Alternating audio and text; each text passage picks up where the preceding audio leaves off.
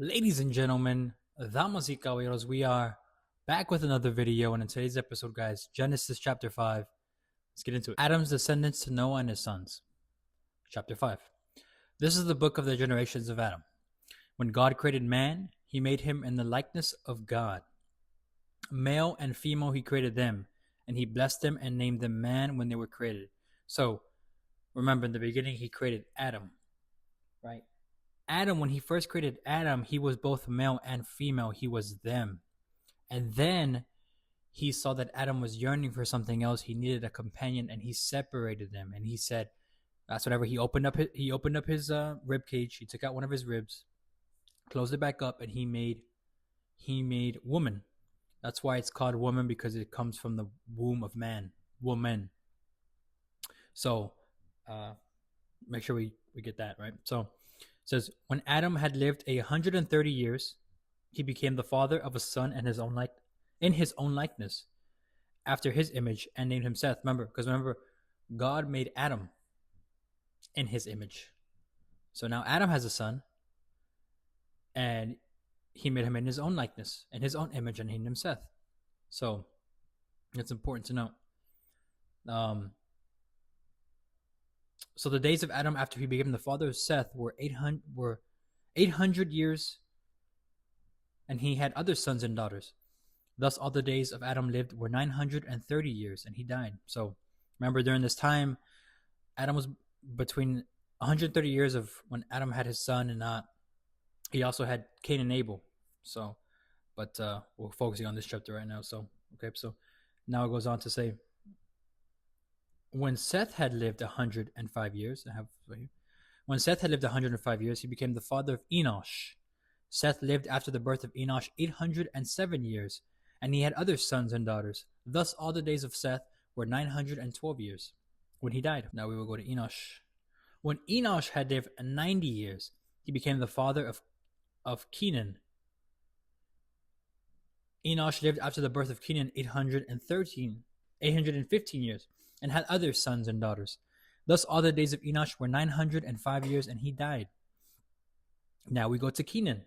When Kenan had lived 70 years, he became the father of Mahael. Kenan lived after the birth of Mahael 840 years, and had other sons and daughters. Thus all the days of Kenan were 910 years, and he died. When Mahael had lived 65 years, he became the father of Jared. Mahael lived after the birth of Jared 830 years, and he had other sons and daughters. Thus all the days of Mahael were 895 years, and he died. So now we go to Jared. When Jared had lived 162 years, he became the father of Enoch. Jared lived after the birth of Enoch 800 years, and had other sons and daughters. Thus all the days of Jared were 962 years, and he died. Notice how he's... I'll explain it later. Okay. So when Enoch had lived 65 years, he became the father of Methuselah. Enoch walked with God after the birth of Methuselah 300 years, and had other sons and daughters. Thus all the days of Enoch were 365 years. Enoch walked with God, and he was not, for God took him. So this is important, right? So let's pause here. So let's start from the beginning real quick. We started with Adam. This is Adam's descendants. It was Adam. He had Cain. He had Abel. Abel died. Cain, remember, he sent Cain away to Enod, east of Eden. So he sent him to an entire another place. One of his punishments was he had to leave the Garden of Eden. So now you can really think of it as Adam's, heir or rightful one, or his sole only son at the time was Seth, right? So this is the descendants of Adam, because Cain was banished, right? So he killed his brother, so he's kind of out the picture, right? And Abel sadly died. So now Seth's his son right there. Seth is still with him. Seth is this is the descendants of Adam right here. So he had Seth. Eventually Seth died. He had sons and daughters. You go to Seth's family. He had Enosh. He had sons and daughters. But remember, well, it's not when we keep going through this. Remember, it's God specifically giving us His firstborn son of each of the kids, each of Adam's descendants. Enosh, his first son was Kenan. Kenan's first son was Machael. Machael's first son was Jared. Jared's first son was Enoch, right? Enoch first son was Methuselah. Methuselah's first son was Lamech. So Enoch was a little bit different, right? So God's emphasizing the firstborn sons of each of the generations that led up to Adam. But with Enoch, he specifically mentioned that Enoch walked with God, right?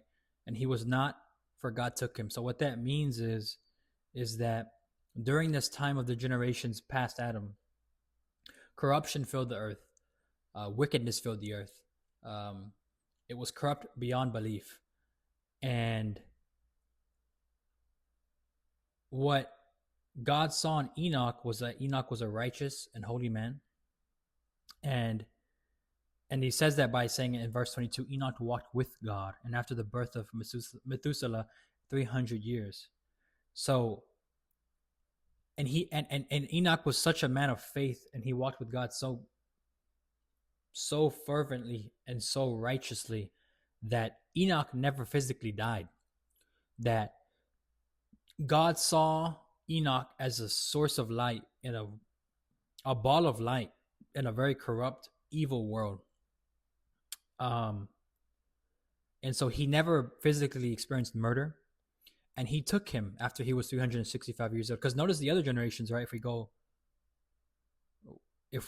over here, it's 962, 915, but Enoch is only 365.